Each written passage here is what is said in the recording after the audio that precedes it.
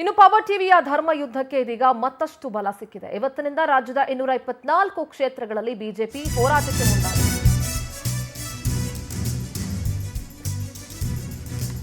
Power TV ಏನ್ ಆರಂಭ ಮಾಡಿತು ಧರ್ಮ ಯುದ್ಧ ಅಂತ ಹೇಳಿ, ಅದಕ್ಕೆ ಈಗ ಮತ್ತಷ್ಟು ಬಲ ಸಿಕ್ಕಿದೆ. ಇವತ್ತಿನಿಂದ ರಾಜ್ಯದ 224 ಕ್ಷೇತ್ರಗಳಲ್ಲಿ ಬಿಜೆಪಿ ಹೋರಾಟಕ್ಕೆ ಸಜ್ಜಾಗಿದೆ. ಧರ್ಮಸ್ಥಳ ಡಾಕ್ಟರ್ ವೀರೇಂದ್ರ ಹೆಗ್ಗಡೆ ಅವರ ವಿರುದ್ಧ ಅಪಪ್ರಚಾರವನ್ನ ಮಾಡಲಾಗ್ತಾ ಇತ್ತು. ಕುತಂತ್ರ ಮಾಡಿದ ಎಲ್ಲರ ವಿರುದ್ಧವೂ ಕೂಡ ಸಮಗ್ರ ತನಿಖೆಗೆ ಬಿಜೆಪಿ ಆಗ್ರಹಿಸ್ತಾ ಇದೆ. ಕುತಂತ್ರಿಗಳ ವಿರುದ್ಧವೂ ಕಾನೂನು ಕ್ರಮವನ್ನ ತೆಗೆದುಕೊಳ್ಳಬೇಕು ಅಂತ ಬಿಜೆಪಿ ಒತ್ತಾಯಿಸ್ತಾ ಇದೆ.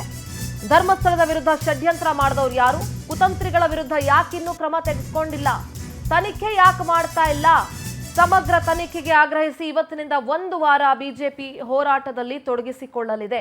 ಇದು ಕಳೆದ ಭಾನುವಾರ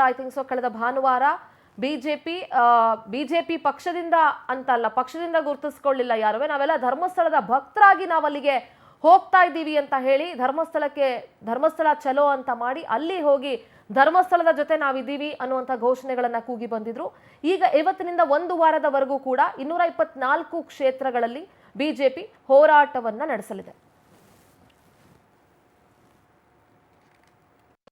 ಕೂಡ ಯಾವ ದುಷ್ಟ ಶಕ್ತಿಗಳು ಈ ಷಡ್ಯಂತ್ರದ ಹಿಂದೆ ಕೆಲಸ ಮಾಡ್ತಾ ಇದೆ, ಯಾವ ಸಂಘಟನೆಗಳು ಇದಕ್ಕೆ ಶಕ್ತಿ ತುಂಬುವಂತ ಕೆಲಸ ಮಾಡ್ತಾ ಇದ್ದಾವೆ, ಇದನ್ನ ಬಲಿ ಹಾಕ್ತಕ್ಕಂಥ ಕೆಲಸಕ್ಕೂ ರಾಜ್ಯ ಸರ್ಕಾರ ಮಾಡದೇ ಇರತಕ್ಕಂಥ ಸಂದರ್ಭದಲ್ಲಿ ಭಾರತೀಯ ಜನತಾ ಪಾರ್ಟಿ ನಾವಿವತ್ತು ನಿರ್ಧಾರ ಮಾಡಿದ್ದೇವೆ. ರಾಜ್ಯದ ಎಲ್ಲ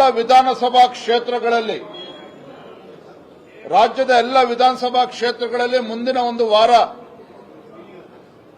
ಎಲ್ಲ ವಿಧಾನಸಭಾ ಕ್ಷೇತ್ರಗಳಲ್ಲಿ ಈ ರಾಜ್ಯ ಸರ್ಕಾರದ ಧೋರಣೆಯ ವಿರುದ್ಧ ಹೋರಾಟವನ್ನು ಮಾಡಬೇಕು, ಪ್ರತಿಭಟನೆಯನ್ನು ಮಾಡಬೇಕು. ನಮ್ಮ ಬೇಡಿಕೆ ಯಾವ ಷಡ್ಯಂತ್ರಗಳಿದ್ದಾವೆ, ಕುತಂತ್ರಗಳಿದ್ದಾರೆ, ಇದನ್ನ ಬಲಿ ಹಾಕ್ತಕ್ಕಂಥ ಕೆಲಸ ರಾಜ್ಯ ಸರ್ಕಾರ ಮಾಡಬೇಕು.